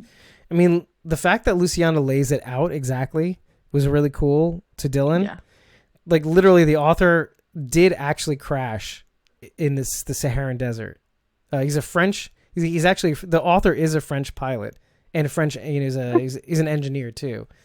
And he crashed in the desert and he had hallucinations. And that's the premise. That's how he figured out how to write The Little Prince. So, but then like, it's all about like the different kinds of people you meet in life, like the hoarder or the person who builds up things in their mind until they finally talk about it. That's the baobab tree or something like that. Until they become unmanageable trees. But like, I love that they're bringing back that narrative again, because it all these things combined bring Dylan to the fore, should I tell them the truth? Should I not tell them the truth? And then at the end of the day, it really didn't even matter at the end, because I think he just needed people to help Annie and Max, because when they got cut off the radio, it's kind of like, well, what am I going to do? Like, if I don't have them, I don't know what to do with my life. So, like, what is your estimation of Max? Or your feelings change about him? What have you thought about him all along? He kind of reminded me of Charlie a lot. He does? Yeah, just because he's been kind of manipulated in a way by his siblings. That's a good point. And he's doing what he thinks is right and what he thinks is best for his group. And so, but now he sees what life is like with this group and sees what life can be like. And it kind of messes with his brain. Like, it's like a moral dilemma. Yeah. Do you think Dylan would actually kill if pushed to it, like Charlie did? That's a good question. I hope so. You hope so? Why? Well, for his sake. If you can't kill, you can't survive. That's true. But like to kill in cold blood, like Charlie did with Nick. Well, that's what I mean. Honestly, I think anybody's capable of anything. That's a good answer. It's a fair answer. Yeah. But it's good that the group was there before before Dylan ever had a chance. I mean, do you think he's saved now? Do you think there's a chance that he might go down that path now that the group is involved? I think so. Yeah, I don't know. You know, it might be a sad episode to watch, but I really hope we get a little bit more background into what happened to these kids. I mean, besides the fact that we know, I assume the big bads came, rounded up all the parents, and killed them all. But is that enough of a reason for these kids to distrust all adults, or did something else happen to kind of reinforce that distrust in adults? Yeah, I agree with that. Yeah. Or maybe it's like the kids are just so lost they don't know who to trust. That could be too. And maybe Grace screwed them over too. You don't know. Exactly. Maybe Grace is one of those other adults that let them down, and so they don't. Now they're like, forget it. Any adults come around, forget it. Yeah, I think that would really screw with our heads. By the way, if we find out that Grace really is kind of like a bad. It would kind of be like that Walking Dead Scars episode from last year. Subverting expectations. Twist. That would be, oh my god. Well, yeah, but a little predictable though. Is it though? Is it because I think the feeling that we have of Grace is a little that like she seems trustworthy, like on the face of it. Well, now that we brought it up last week, that's the thing. Like now it's like that thing that's burrowing in your brain. But had we not? That from the moment I saw her. Really? Are you serious? Yeah, I she's kind of in the middle for me. Like I don't have any really feelings towards her. Like, okay, yeah, there is a possibility she could be good and help them, but there's a possibility that she's going to be part of the big bad. But we don't know enough about her yet. Yeah, there's not enough information, not enough cards dealt about her to really be able to get a good idea at the hand we're looking at. Yeah. The only good thing I can say is that when she came across Morgan, she didn't immediately kill him. Yeah, but she could have been kind of checking the feels, seeing like, it's possible. Checking the feels, making him take off his clothes. Reading the room, whatever the card playing, terminologies are. Yeah, let's see how he reacts to me undressing him. Getting a feel of the room. That was it. Getting a feel of the room. Right. A read on the room. Whatever. You guys got my point. Me and my English too good. Words. Okay. I mean, like, just seeing all those soldiers, by the way, seeing more of those soldiers really just fucked with my head. Like, which is really good because it's kind of like, if we are going to see more of them, we're going to get teased so hard about like the movies in season 10. Oh my God, yes. We're so gonna get screwed over. All we're gonna see are these mysterious soldiers. And the stupid helicopter, and we're not gonna get any more. I mean, if you had to guess, it seems like we're all thinking the same thing. We're just gonna get teased the fuck right now. Mm-hmm. If we don't get an answer with the soldiers, then we're not going. Then we need another. Then we need another big bad for the season. Somebody else needs it. We need to be able to defeat someone by the end of the season, or at least like some sort of gateway into like. Because if we don't get someone to get rid of the season, then this entire season would have been just filler leading up to the movies, and that would have been or build up playing or building up to it. But then that would have treated Fear as the total second fiddle, and that wouldn't be fair. Well, unless it's kind of like the Agents of S.H.I.E.L.D. to the movies, because a lot of people threw that away. Like a lot of people threw away Agents of S.H.I.E.L.D. as like, they're not really relevant to the movies. But I'm like, I happen to think they kind of are. Yeah, they're kind of a really good lead up into the movies. Like it gives you so much more breadth when you watch Agents of S.H.I.E.L.D. and then just watch the movies. Because I kind of like where it's going right now, where it picks up right after it left off. Like the movies left off, right? Picking up the pieces was the first episode. I haven't really gotten too deep into Agents, so I'm like, I haven't really gotten into it, but I want to. I have. I've watched an Agents, but to be honest, yes, it does link in with the movies, and they kind of hint back and forth, but it's not like you have to watch the movies along with the show. No. We've watched the show, and not a single movie has been ruined for us. So right, that's good. Yeah. Okay, so I have a little theory to throw out there. Go for it. A little question, opinion I want to know. Okay, so all the scenes with Luciana and what's his face? Can't think of his name. I'm having a Dylan. Thank you. Yes, I just couldn't think of it. Okay, so you know how I said he kind of reminded me of Charlie in a way. Mm-hmm. What are your thoughts on do you think that now think about it, last season she was trusting Charlie and everything, and then Charlie insanely betrayed her by killing the love of her life. Do you think now, seeing this time around with the Little Prince book again, do you think she's kind of having her guard up, knowing that there's a possibility that Dylan would? She should.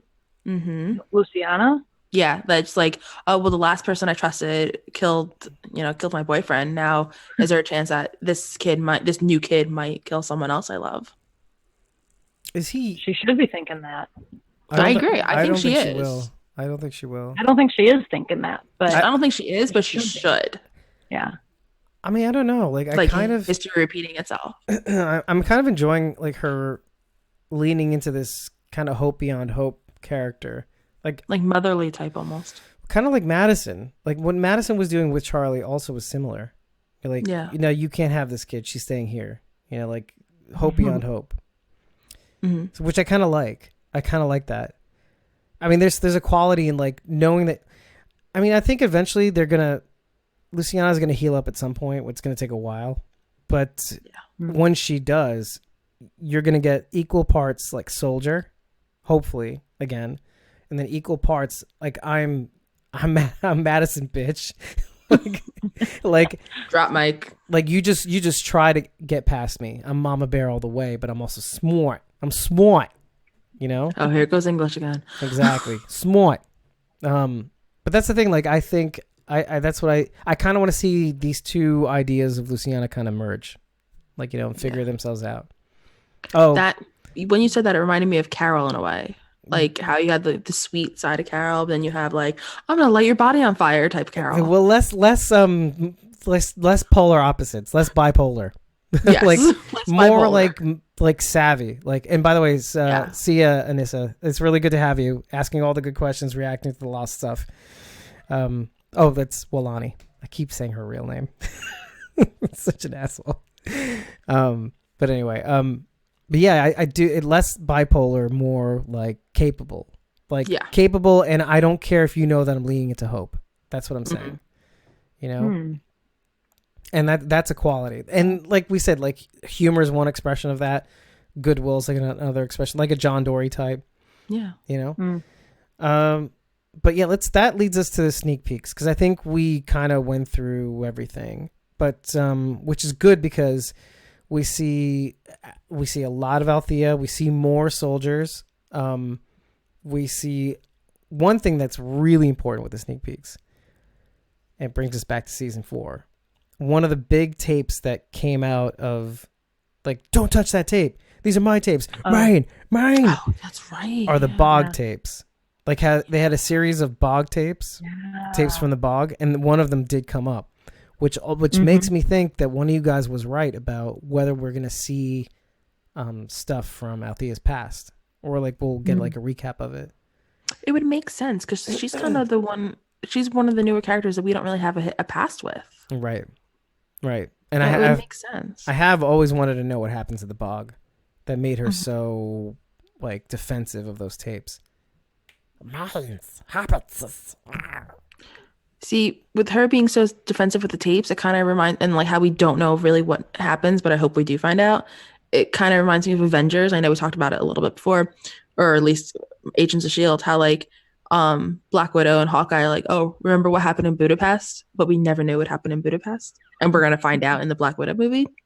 So I kind of hope like the bog, we do find out finally. Maybe, yeah. Makes her who she is, or what she is, or maybe she got involved. Maybe she shouldn't have. Made her to the woman she is today. Or maybe like it's all the things that she watched happen to the people from the bog and like never stepped in. Ooh. So PTSD guilt ridden. Yeah, maybe. Were those her first tapes? Or was she journaling before that too? Who knows? All I know is that it was like a series of, I think, 12 tapes. Mm-hmm. But like did it happen before the apocalypse or after? I think definitely post. If I had to wager.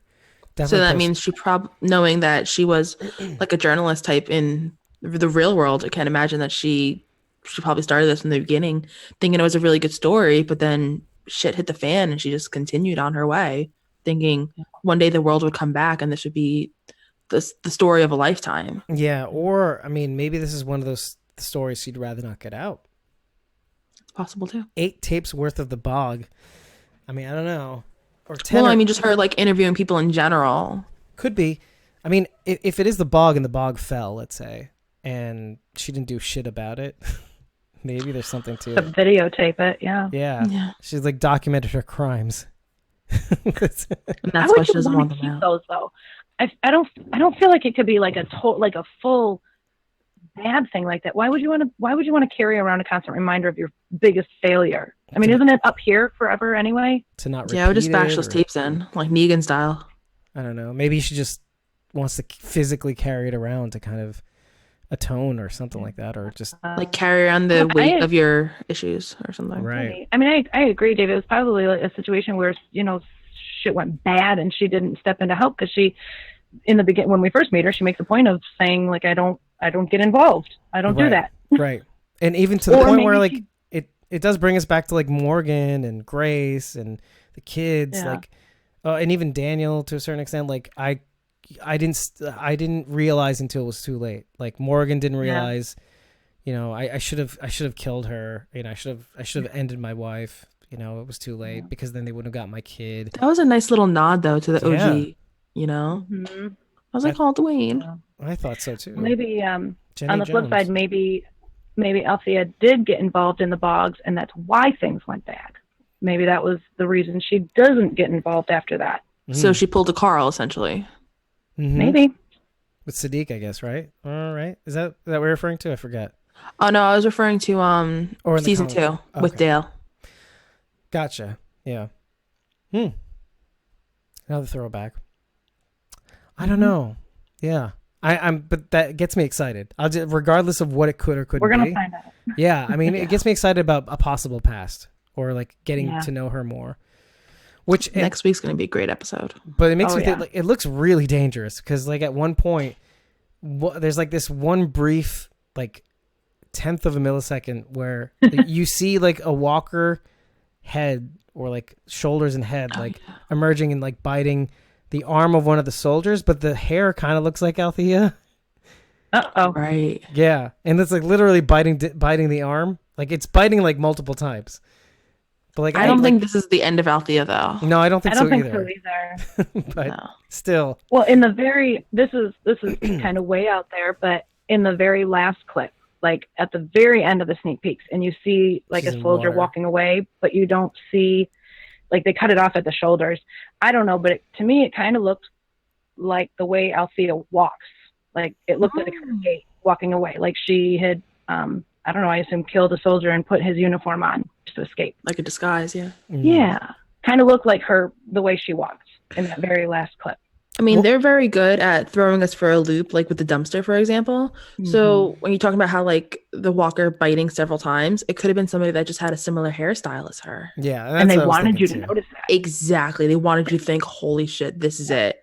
Like and then, the Glenn fake out on the bus. Exactly. The Maggie found Glenn on the bus. Or maybe those suits make it impossible too. There's always a chance that like they can walker bite. repellent? Well, like they're I don't know, maybe there's like steel cable or I don't know, because they walk Remember so rigidly. Milton's duct tape arms? Those were. Yeah, they do too. They do too.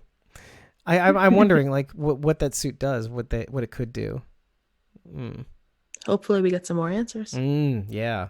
Seems like very good protection and also a great way to lose weight fast because you will die in sweat. Yeah, no kidding. But maybe they're air conditioned suits, huh? How about that? Maybe. I keep telling my wife I'll make one for her one day. Nice.